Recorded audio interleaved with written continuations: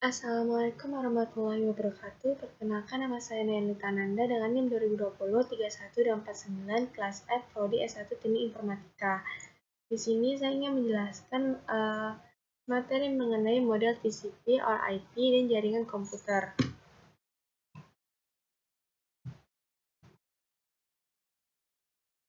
TCP or IP bisa dianalogikan seperti bahasa.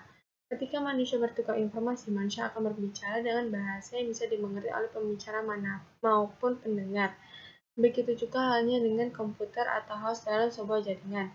Agar komunikasi dan pertukaran informasi bisa terjalin dengan baik, dibutuhkan bahasa sama.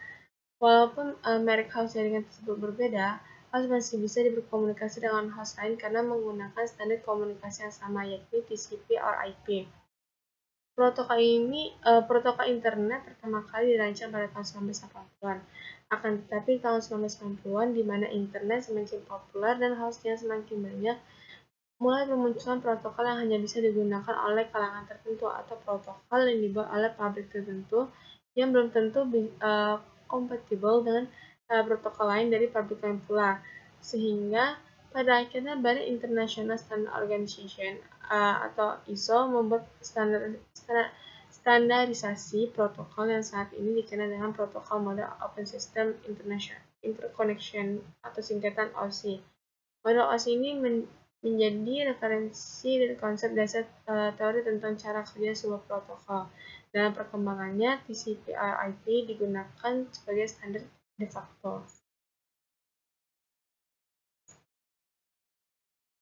OSI layer.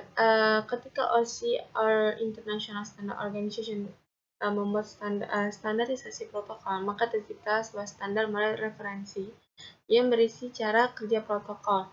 Model referensi yang kemudian disebut dengan Open System Interconnection or OSI berdasarkan dokumen rekomendasi. Standar OSI memiliki 7 layer. Tiap layer memiliki definisi fungsi yang berbeda.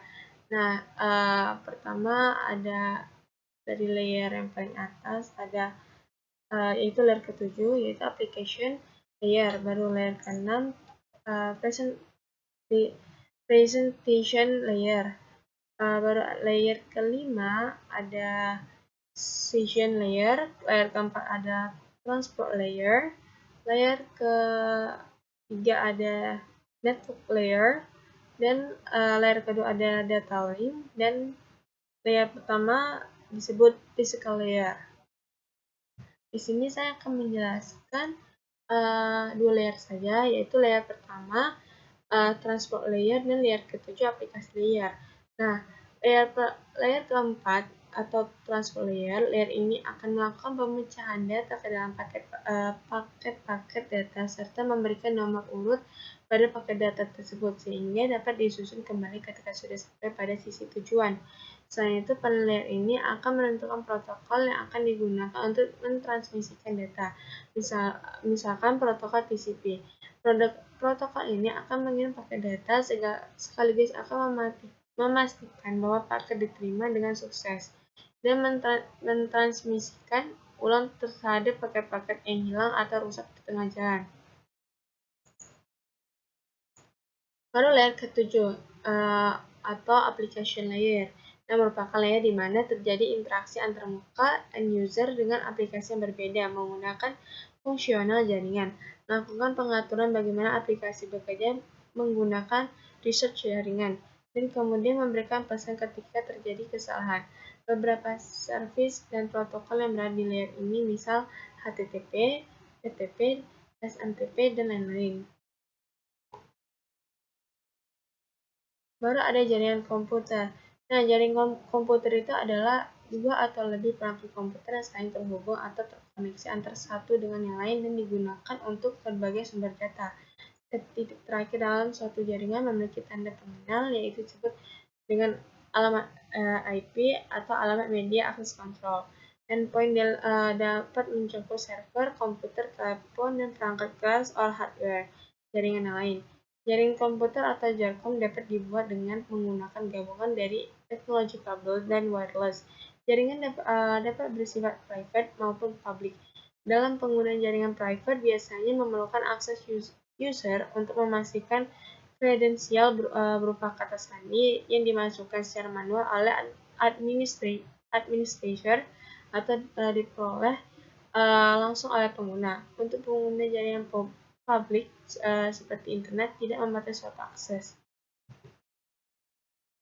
Baru ada jenis-jenis jaringan komputer. Nah, pertama ada PAN atau Personal Area Network. PAN adalah singkatan dari Personal Area Network. Jaringan ini dikenal dengan jangkauan yang hanya bisa dipakai untuk jarak yang sangat pendek, misalnya dalam ruangan kecil. Contoh paling umum untuk menggambarkan PAN sendiri adalah Bluetooth. Bluetooth memiliki fungsi untuk melakukan komunikasi kabel dengan jarak maksimal beberapa meter saja. Untuk contoh lain, ada headset Bluetooth juga bisa diartikan menggunakan jaringan jenis PAN. Selain itu, PAN juga meliputi keyboard, USB wireless, printer, dan lain-lain.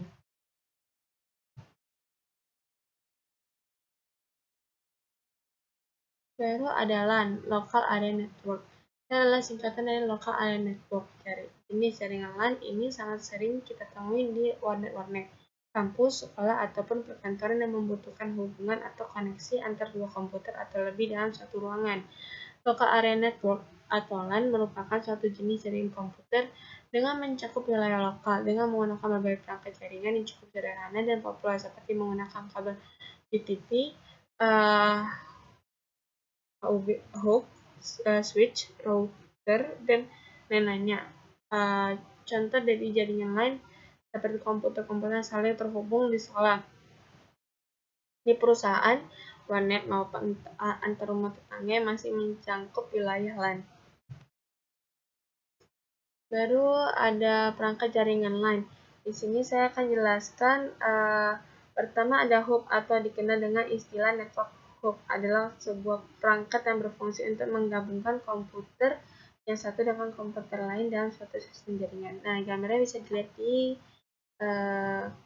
samping. Baru ada switch, merupakan komponen jaringan komputer yang berfungsi menggabungkan beberapa perangkat komputer supaya bisa melakukan pertukaran paket, baik itu menerima, memproses, serta meneruskan data menuju perangkat lainnya. Lalu ada router, adalah perangkat jaringan yang berfungsi untuk menganalisis paket data yang ditransmisikan dalam sebuah jaringan ke jaringan yang lainnya. Router juga mempunyai fungsi untuk menentukan apakah sumber dan tujuan transmisi berada pada jaringan yang sama ataupun harus ditransfer dari satu jaringan ke jaringan lain, di mana membutuhkan pengkodean informasi untuk protokol yang baru untuk menjamin aktivitas dalam jam kerja. Pengguna jaringan lokal secara diperlukan dan perangkat yang paling efisien untuk mengelola berbagai jenis jaringan, baik jaringan lokal, LAN, MAN, dan lainnya adalah router. Kemudian perbedaan LAN dengan PAN. LAN itu singkatan dari Local Area Network, jarak jangkau LAN yang bisa mencapai 1 km. Biasanya digunakan di tempat seperti rumah atau ruangan. Fungsi paling umum adalah dipakai untuk berbagai research data. Kalau PAN itu ya singkatan dari Private Area Network. Jaringan ini memiliki jarak jangkauan paling pendek, hanya sekitar beberapa meter saja. Untuk contoh PAN ialah Bluetooth, perangkat USB, wireless, dan lain-lain. Sekian dari presentasi saya. Apabila ada kesalahan berkata, saya mohon maaf. Wassalamualaikum warahmatullahi wabarakatuh.